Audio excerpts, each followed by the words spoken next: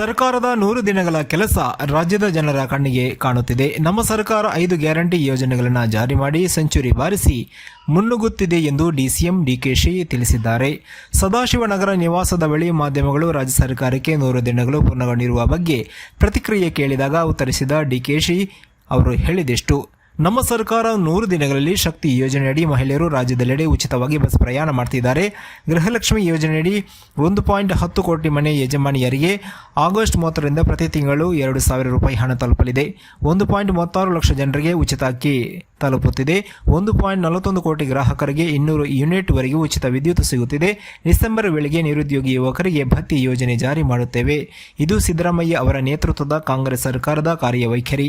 ನಾವು ಕೊಟ್ಟ ಗ್ಯಾರಂಟಿ ಯೋಜನೆ ಅನುಷ್ಠಾನ ಮಾಡಿದ್ದು ಅಧಿಕಾರಕ್ಕೆ ಬಂದ 100 ದಿನಗಳಲ್ಲಿ ಯಾವ ಸರ್ಕಾರ ಇಷ್ಟು ಕೆಲಸ ಮಾಡಿದೆ ಹೇಳಿ ಅಂತ ಪ್ರಶ್ನೆ ಮಾಡಿದ್ರು. ಇಂಪ್ಲಿಮೆಂಟ್ ಮಾಡಿದ್ದೀವಿ. ಇದಕ್ಕಿನ್ನ ಏನ್ ಬೇಕು ನಿಮಗೆ? ಇದಕ್ಕಿನ್ನ ಏನ್ ಬೇಕು? 1,10,00,000 ಜನ ಹೆಣ್ಮಕ್ಳಿಗೆ ನಾನಾಯಕಿಯರು ಮನೆ ಯಜಮಾನರಿಗೆ 30ನೇ ತಾರೀಕು ದುಡ್ಡು ಹೋಗ್ತಾ ಇದೆ.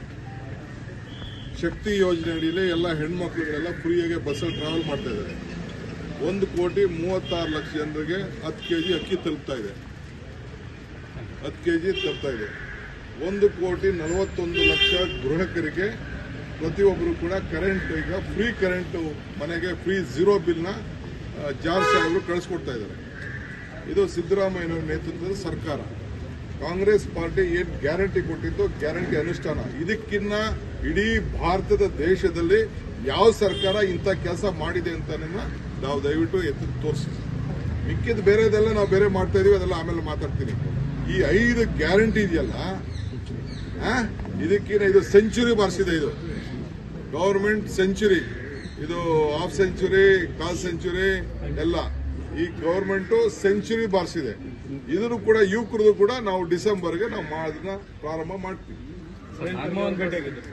ಪ್ರಿಯಾಂಕಾ ಖರ್ಗೆ ಅವರು ಕೆಲವು ವಿಚಾರ ನಮ್ಮ ಮ್ಯಾನಿಫೆಸ್ಟೋಲ್ಲಿ ಕೆಲವೆಲ್ಲ ಮಾತು ಕೊಟ್ಟಿದ್ದು. ಆ ಮಾತಿನ ಬಗ್ಗೆ ನಾವು ಏನೇನು ಅಂದ್ಬಿಟ್ಟು ಕೆಲವು NRI ವಿಚಾರ ಇತ್ತು.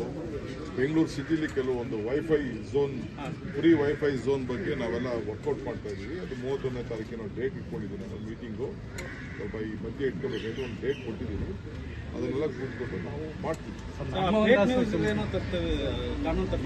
ಇದೆ ಯಾರು ಸುಳ್ಳು ಸುದ್ದಿಗಳನ್ನು ಹರಡಿಸ್ತಾರಲ್ಲ, ಅದಕ್ಕೆಲ್ಲ ನಮ್ಮ ಹೋಮ್ ಡಿಪಾರ್ಟ್ಮೆಂಟು, IT ಡಿಪಾರ್ಟ್ಮೆಂಟ್ ಎಲ್ಲ ಸೇರಿ, ಏಕೆಂದರೆ ಕ್ರಿಮಿನಲ್ ಗಲಾಟೆಗಳು, ಬೇರೆ ಬೇರೆ ಗಲಾಟೆಗಳು, ಸುದ್ದು ಡ್ಯಾಮೇಜ್ ಮಾಡೋಂಥದ್ದು, ನಿಮ್ಮ ಹೆಸರು ಡ್ಯಾಮೇಜ್ ಮಾಡೋಂಥದ್ದು, ಪಾಪ ಒಳ್ಳೊಳ್ಳೆ ಮುಖಂಡಗಳನ್ನ ಡ್ಯಾಮೇಜ್ ಮಾಡೋಂಥದ್ದು ಇವೆಲ್ಲ ಇದೆ. ಅದೆಲ್ಲ ಆಗಬಾರ್ದು ಅನ್ನೋದು ನಮ್ಮ. ಸರ್, ನಾಗಮೋಹನ್ ಸರ್ ಕಮಿಟಿ ಮಾಡಿದೆ.